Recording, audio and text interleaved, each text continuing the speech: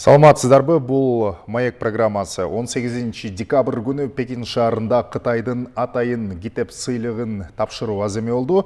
Анда Кыргыз-Кытай маданий байланышын өнүктүрүү жана бекемдөөгө кошкон салымы Кытайдын төрагасы Си Цзиньпиндин мамлекеттик башкаруу жөнүндө деп аталган китебин кыргызчага которгон үчүн элчи дипломат Бактыгүл Каламбековага сыйлык кыйгарылды. Быйыл бул ардак наам 15 мамлекеттин өкүлдөрүнө тапшырылган. Алардын арасында Россия, Англия, Аргентина, Вьетнам, Германия, Италия, Польша, Сербия жана Америка Кошмо Штаттарынын өкүлдөрү да бар. Жеңүүчүлөр ар кайсы мамлекеттердин катышкан 314 талапкердин арасынан мыктылары тандалып алынган. Аталган сыйлыктын ээси Кыргыз Республикасынын толук жана ыйгарым укуктуу элчиси, өлкөнүн экинчи даражадагы мамлекеттик кеңешчиси Бактыгүл Каламбекова бүгүн Ала Тоо 24 каналында мейманда. Бактыгүл Рыспаевна, саламатсызбы? Алгач, абройлуу наамыңыз, сыйлыгыңыз кут болсун. Анткени көптөгөн өлкөлөр менен өнүккөн мамлекеттердин өкүлдөрү менен биргеликте мына быйыл 15-чи жолу берилип жаткан сыйлык сизге тапшырылыптыр. А дегенде алгач ушул Кыргыз-Кытай мамилелерин бекемдөөгө сиздин ушул которгон жаңы китебиңиз салым кошуп жатат деп айтсак болот. Кандайча ушул китепти, ушул эмгекти сиз которуп калдыңыз? Эми чындыгында сиз биринчиден мени эфирге чакырганыңар үчүн ыраазычылык билдиремин. Жаңы жылдын босогосунда турабыз, быйылкы жыл оор болду. Жылдын аягында ушундай кабар келди. Эми китепти которгон, китеп жазган киши үчүн китептин жарык көрүп калганын өзү чоң сыйлык болот. Мен бул сыйлыкты күткөн эле эмесмин. Ушу күтүлбөгөндүктөн болгон, күтүлбөгөн үчүн бул өзгөчө сыйлык болуп атат, өзгөчө сезим берип атат. Мен айрыкча ушул эфирден пайдаланып, бул сыйлык жөнүндө маалыматты таркаткан биздин элчилигибизге, тышкы иштер министрлигине жана мени 3-4 күндөн бери туш тараптан куттуктап жаткан бүт санаалаштарыма, өз өңгөлөштөрүмө, кесиптештериме, жалпы мекендештериме ыраазычылык билдиргим келет. Ушундай оор жылдан чыксак дагы эч ким өзүнүн баягы духун жоготпоптур. Мен ойлодум эле, биз көп жакшы нерселерге кубанбай калдык го деп. Кубанганды унутпап турбуз, кубанычыбыз көп болсун, жакшылыктар болсун. Бул сыйлык дагы жакшылыктарга себеп болсун деп тилейм. Мен элиме, жериме арнайм бул сыйлыкты. Мен ошол жупун эмгегимди жогору баалаган Кытай тарабына да ыраазычылык билдирдим уже. Официалдуу кат алдым эле, ошол катка ошондой жооп бердим. Шартка байланыштуу мен өзүм бара алган жокмун.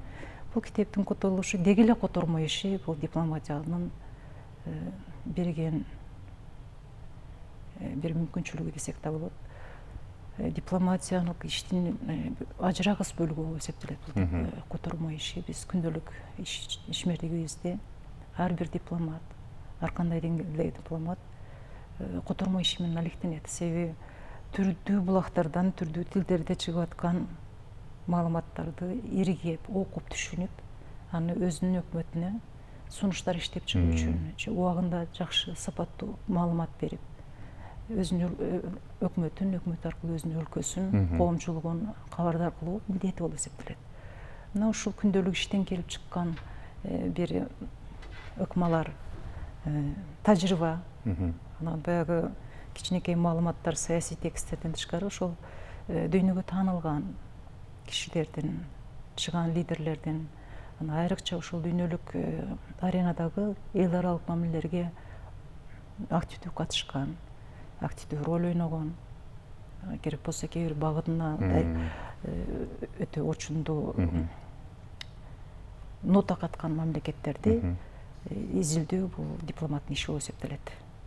Ошондуктан бул эми котормочулуктун өзү атайын кесип деп эсептелет. Ага дагы өзүнүн бир даярдыгы болуш керек экен, тажрыйба болуш керек экен. Бирок мен буга чейин да китептер которулуп жүрдү эле. Ошол мурдагы которгон китептерим коомчулукка таанылып калган үчүн сиздин биндин бул китеби жарык көргөндө муну кыргызча которсол деген ой ортого чыгып, анан котормочулар көп да. Ким которушу мүмкүн деп мага сунуш түштү.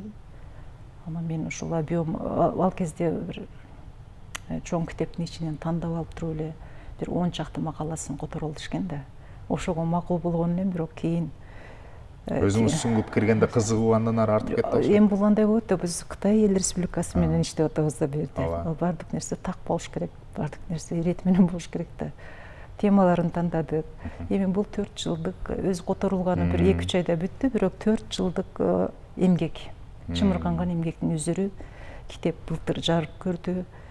Ушул Кытай Эл Республикасынын жетекчиси Си Цзиньпин мырзанын өзүнүн биздин Кыргызстанга биринчи мамлекеттик сапарынын арапасында бир күн мурда июнь айында мамлекеттик резиденцияда мамлекеттик деңгээлде Кытай тарабынын өкмөттүк делегациясынын катышуусу менен биздеги бүт мамлекеттик жетекчилердин катышуусу менен чоң таанытуу презентациясы болуп өткөн.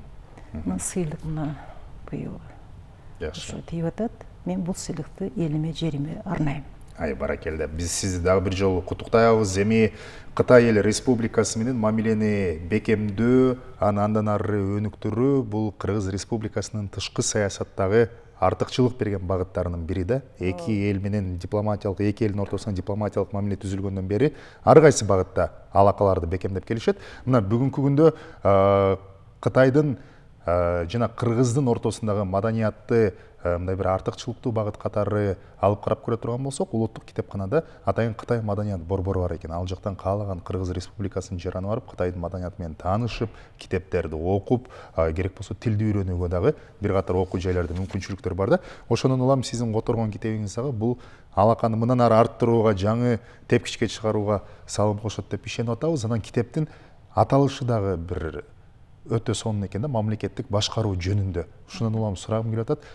Эми бул өзүңүз айткандай бул дүйнөлүк лидер Си Цзиньпин мырза, анын үстүнө мынакей мамлекеттик башкаруу, ушул Кытайдын мамлекеттик башкаруусун үлгү катары дагы көрсөтсөк болот да. Ушул артыкчылыктуу негизги мындай бир фактыларды айтып берсеңиз. Сизди таасирленткен, сизди таң калтырган.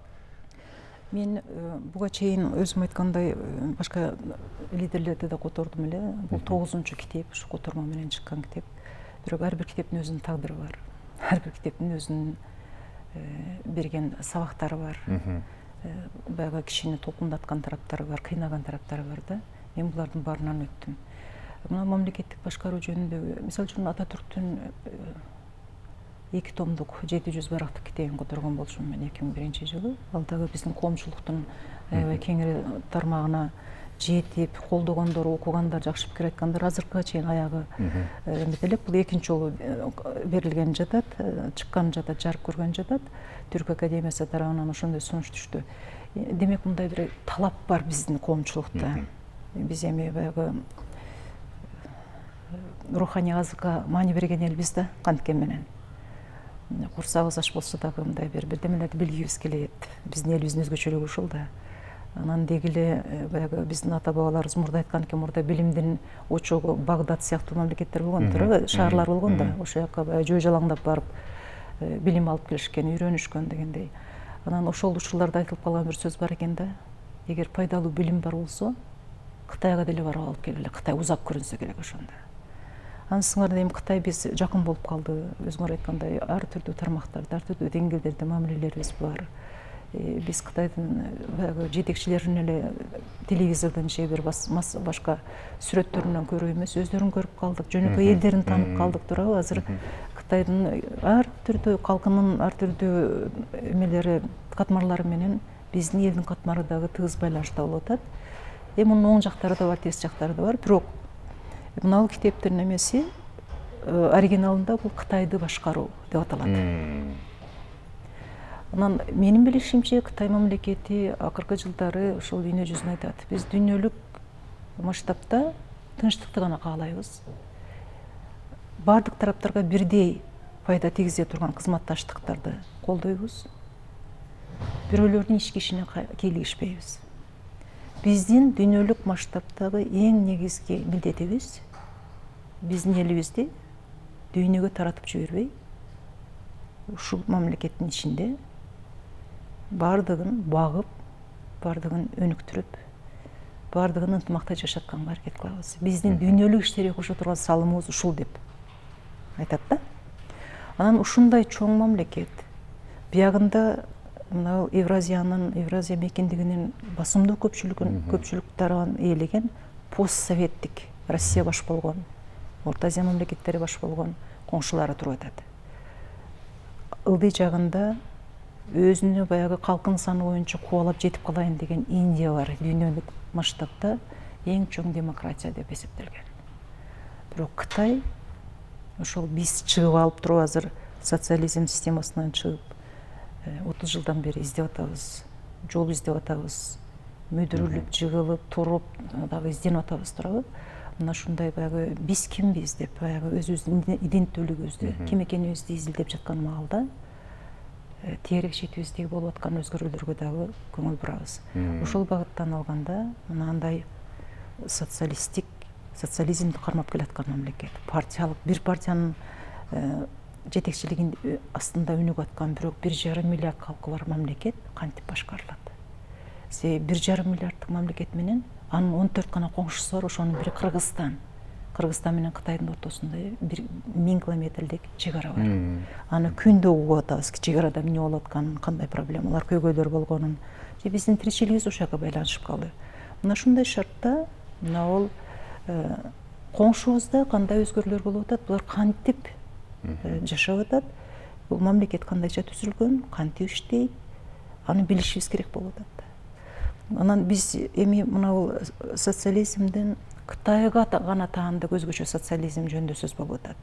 Ошол мына бул жаңы термин да социализм с китайской спецификой деген. Мен аны Кытайга таандык өзгөчө социализм деп котордум.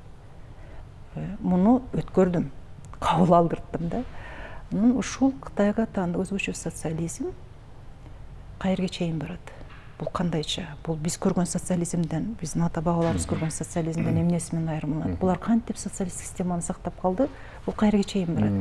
Социализмди кармап аткан мамлекет менен баягы рыноктук жолуна түшүп аткан, али же социализм эмес, же капитализм эмес болгон бизге окшогон мамлекеттер, башкаларды кубалап калган абалга түшкөн биздин мамлекеттер эмнелерди ала алабыз? Биз алар менен экономикалык мына соода байланыштарыбыз, маданий байланыштарыбыз кандай өнүктүрөбүз?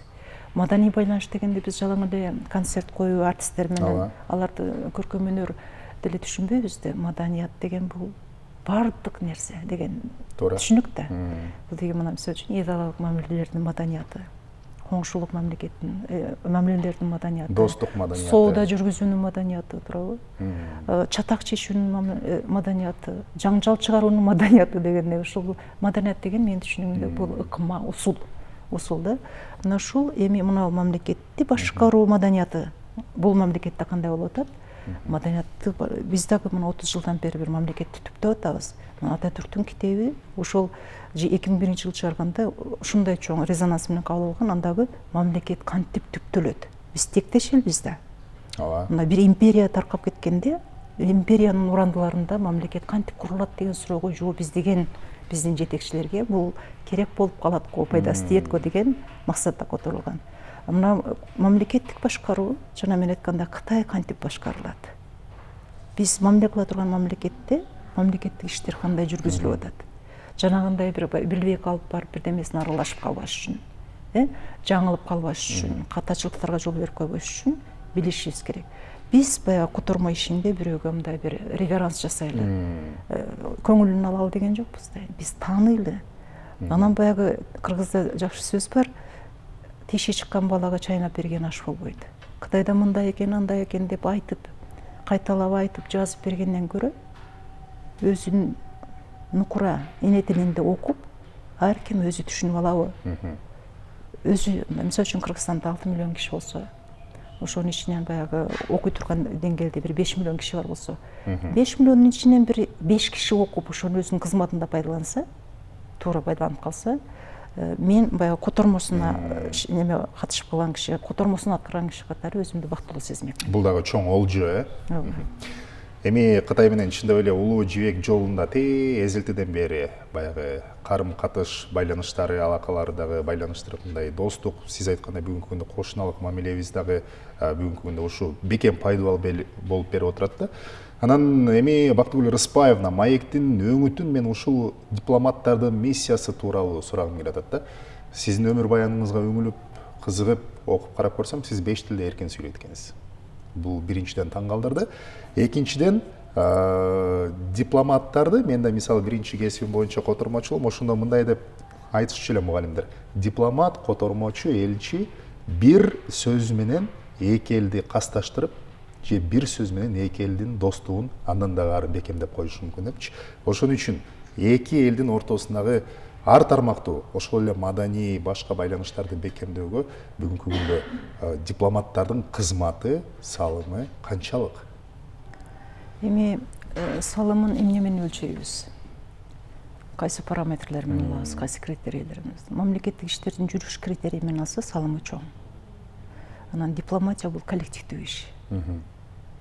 Дипломатия анан баягы эң башкы органы катары тышкы иштер министрлиги жана анын системасындагы элчиликтер, башка дипломатиялык өкүлчүлүктөр бар. Биз дипломатиянын баягы жакшы жагы дагы, кыйынчылыгы да ушунда. Дипломатия координация кылат, шайкеш келтирет. Мына бир эле элчиликке мамлекеттин бүтүндөй модели түшөт да, кичирейтилген модель болуп эсептелет. Элчиликте 4-5 киши иштесе дагы алар мамлекеттин бардык иштерине карайт. Ошол жанагы чарбалык ишинен тартып чоң саясатына чейин аралашат. Тышкы иштер министрлиги бул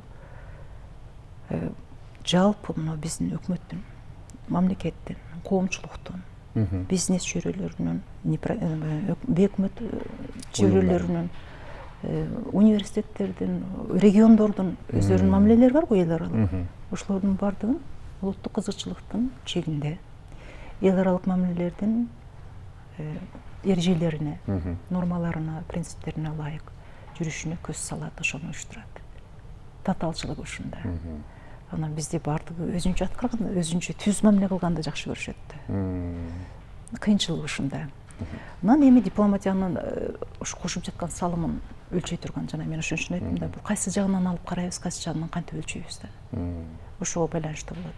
Анан эми жанагы котормо боюнча, эми котормо жөнүндө мен силерге айтпай эле коеюн, силер жакшы билет экенсиңер өзүңөр. Котормо бул кыйын нерсе, жана өзүнчө бир кесип. Анан дипломатиялык кызматтын менин түшүнүгүмдө дипломатиялык кызматтын эң негизги ролу бул кеңеш берүү, сунуш берүү. Дипломатиянын эң башкы эмгек куралы, анан эң башкы продуктысы, берген өнүмү бул маалымат. Маалымат так болуш керек, өз убагында болуш керек. Анан маанилүү болуш керек, сапаттуу болуш керек. Ошо өзүңдүн өлкөңө, өзүңдүн өкмөтүңө туура сунуш бериш үчүн мына азыркы замандагы айрыкча кандай гана эми поток, жанагы эменин маалыматтын түрдүү булактардан келген баягы селинин астында калып калбаш үчүн бул дипломаттан аябай көп нерселерди талап кылат. Иргеп ошонун ичинен биздин мамлекетке ушул керек, биздин өлкөгө ушул керек деп туруп аны башкасын ынандырыш керек да. Кыйынчылыгы ушунда. Биз ошондой кеңештерди иштеп чыгып, тышкы иштер министрлиги элчилик бирге болуп туруп беребиз. Себеби азыркы заманда курал алып согуш кастык кылбайт. Негизинен мамлекеттер бири-бирине акча берип, жардам берип, концерт алып келип, туурабы? Башка жолдор менен баягы жумшак күч, катуу күч дегендер бар го, жумшак күч менен келгендер бар. Ошолордун бул келатканда сүйкүмдүү болуп келген нерселердин булардын кандай бир эмелери бар, артында кандай маани бар, кесепети барбы, же жакшы элеби, ушунун баарын иргеп айтып бере турган бул тышкы иштер министрлиги. Ошон үчүн тышкы иштер министрлигинин жөн эле баягы булардын баягы тышында бардык нерсе айтыла берип, бардык нерсе чагылдырыла бербейт да. Ошо тышында көрүнгөнү менен баалаш кыйын болот. Тышкы иштердин ишин, дипломаттардын ишин түрдүү критерийлер менен, стандарттар менен өлчөшкө туура келет да. Ошондуктан мен азыр дипломаттардын салымы өтө чоң, өтө жупуну деп айта албайм. Бул аны мындай бир ар бир ситуацияга, ар бир ишке, биздин дипломаттардын ишинин жыйынтыгы мына бир китептин котормосу айтып атам, бул 4 жылда чыкты. Бул эрте чыкты. Мисалы үчүн мен мына Черчиллдин китебин котордум, анын дагы эң мыкты сөздөрүн котордум. Ал деле ушул жана уруксат алыш өзү бир 2 жылга неметти. Уруксат, ушу которгонго уруксат алыш үчүн. Анан мындай баягы котормолор дагы бул да эме да кошумча иш. Өзүңдүн баягы негизги ишиңден тышкары. Бул эми котормо деген өзүнчө эме экен да, жанагы изилдөө иши да. бир нерсени которуш үчүн дагы жанында 10-15 китеп окуйсуң. Ошол темага байланыштуу нерселерди. Анан мына Ататүрктүн китебин мен 2 жылда котордум. Жанагы формальносттарын бүтүргөнгө 3 жыл 4 жыл кетти. Мына китепти мен өзүм 2-3 айда эле котордум, бирок 4 жыл 4,5 жыл дегенде чыкты да. Ошон үчүн жана китептин жарык көрүп калышы, окурманга жетип калышы бул өзү чоң болжо да. Анан эми бул маданий байланыштар дегенде мен бир китеп менен гана өлчөбөйт элем. Себеби бул китепте жана мен айткандай Кытайдын өзү дегенкиси эле дүйнөлүк тарыхта мына коом тануу тармагында лидерлердин негизги милдети өзүнүн элине, өзүнүн мамлекетине, өлкөсүнө кыял берүү, бир чоң кыял берүү, үмүт берүү да. Мына бул китепте китайская мечта, Кытайдын кыялын берип атат. Айтып атат, 2021 жылы Кытай коммунисттик партиясынын түзүлгөнүнө 100 жыл толот. 100 жылга биз ички дүң продукциянын көлөмүн 2 эсеге көбөйтөбүз. Киши башына түшкөн кирешенин деңгээлин 2 эсеге жогорулатабыз. 2049 жылы келе турган Кытай Эл Республикасынын түзүлгөнүнүн 100 жылдыгына биз орточо бай мамлекет катары дүйнөгө тааныламыз деп атат. Мына азыр ошол 2012 жылдан 2015 жылга чейинки аралыкта эле 700 миллион киши жакырчылыктан чыгарылды. Ошол жана программасынын чегинде. Мына Кытайга таандык өзгөчө социализмдин принциптери менен базар экономикасын кантип айкалыштырса болот экен. Дүйнө менен баягы башкача нукта өнүгүп аткан дүйнө менен кантип баягы ыңгайлашып жашаш керек, ошонун ичинде өнүгүш керек, өзүн жоготуп койбош керек деген. Мына бул Кытайга таандык өзгөчө социализм деген бул социализм, бирок Кытайдын маданиятынын өнүккөн деңгээлин, Кытайдын маданий байлыгын эске алган социализм деп эсептелет да. Баягы өзүн жоготпойт. Биз жанагы бизге окшоп өзүн издеп аткан, өзүн баягы биз кимбиз, биз баягы байыркыбыз, эң байыркыбыз, биз манас атанын тукумдарыбыз, биз мындайбыз, андайбыз деген изденип атпайбызбы? Ошол булар дагы ошол мына китептин өзгөчөлүгү ушунда, муну ар бир мамлекеттик кызматкер, мына изилдөөчүлөр окуп атат. Мен аябай көп жакшы пикирлер алып атам. Баягы биринчиден коомдук саясий лексика кыйыныраак да бизде. Ошол биздин кыргыз тили ушундай эмгекти түшүндүрүп бергенге жетет турбайбы деген тыянак чыгарышыптыр. Мурда айтышты, кыргыз тили жанагы илимий тилге жетпейт, саясий тилдерге, илимдерди жакшы түшүндүрүп бере албайт деген да бир ойлор барчу, көз караштар болчу да. Ошон үчүн жанагы бизде өзүбүзгө ыңгайлаштырыш үчүн орус тилин расмий тил кылып киргизип албадыкпы. Анан ошол мен баягы расмий тил менен мамлекеттик тил деген боюнча да менин пикирим башка, аны айтпай эле коеюн, азыр бул тема эмес. Бирок мына кыргыз окурмандары мына бизге окшоп чет тилдерди үйрөнүүгө убакыт кетирбей, энергиясын кетирбей, өзүнүн тилинде окуп алсын. Өзүнүн тилинде окуп алсын. Жана мен айттым го, биздин эмебиз жанагы чайнап берген аш болбойт дегендей. Мындай экен, Кытайда андай, мындай деп туруп тышкы иштер министрлиги бүт жанагы рекомендацияларды беребиз, сунуштарды беребиз да турабы. Ошону баягы экинчи, үчүнчү колдон жеткирбей, мына жерде мындай болот, мына себеби ошону башкарып аткан киши мынтип айтып атат деп өзүнүн баягы дагы жакыныраак болуп окуп түшүнүп алсын деген максатта которулган болчу. Урматтуу Бактыгүл Рыспаевна, сиз экөөбүздүн жолугушуубуз жаңы жыл алдында болуп атат. Ошондуктан жалпы көрөрманга, элиңизге кайрылуу, балким куттуктоо болсо, сизге 1 мүнөткө эркин микрофон берели. Келиңиздер. Ошол мына жаңы жылдын босогосунда жолугуп отурабыз. Ушундай эфирде мүмкүнчүлүк берген жалпы силердин жамаатыңарга, жетекчилиңерге өзүңөргө ыраазычылык билдирем. Ушул эфирден пайдаланып мен жалпы кыргызстандыктарга, мекендештериме, менин үзөңгүлөштөрүмө, кесиптештериме, ата энелеримизге, бүт элибизге мына быйылкы жылы көргөн, башыбыздан кечирген нерселер баары келип кеткен болсун, кайталанбасын. Жаңы жыл жаның жакшылыктардын жылы болсун, вируссуз жыл болсун, пандемиясыз жыл болсун, эркиндиктин жылы болсун, ушу эркин кыймылдагандын жылы болсун. Баягы кечээ мага бирөө жазып атат, биз салт санааларыбызды аткарып сени куттуктап бара албай атабыз деп да. Ошол баягыдай бири-бирибиздин жакшылыгына кошо сүйүнүп, бардар жашоого баягы топук кылып дегендей элибиз мына чоң окуялардын алдында турабыз. Президенттик шайлоо болот, парламенттик шайлоо болот, референдумдар болот деп атат. Мына ушулардын баардыгы элибиздин, жерибиздин жакшылыгына себеп болсун. Сизге дагы бир жолу ыраазычылык билдиребиз. Жана абройлуу, ардактуу сыйлыгыңыз кут болсун, кызматыңыз калк үчүн болсун. Мындан ары дагы ишиңизде, ишмердүүлүгүңүздө ийгиликтер коштоп жүрсүн. Силерге да Бар болуңуз. Урматтуу телекөрүүчү, биз болсо Кытай Элдик Республикасынын төрагасы Си Цзиньпиндин атайын сыйлыгын алган. Мына ушул сыйлыктын ээси Кыргыз Республикасынын толук жана ыйгарым укуктуу элчиси, өлкөнүн экинчи даражадагы мамлекеттик кеңешчиси Бактыгүл Каламбекова менен түз эфирде кеп курдук. Мен белгилей кетейин, 18 декабрь күнү Пекин шаарында Кытайдын атайын китеп сыйлыгын тапшыруу азем өткөн. Мына ушул сыйлыкка Кыргыз-Кытай маданий байланышын өнүктүрүүгө салым кошуп, Си Цзиньпиндин мамлекеттик башкаруу деп аталган китебин кыргыз тилине которуп, жалпы окурманга жеткиргендиги үчүн элчи, дипломат Бактыгүл Каламбекова татып отурат. Маекти мен Расул Багышбаев жүргүздүм. Саламатта калыңыздар.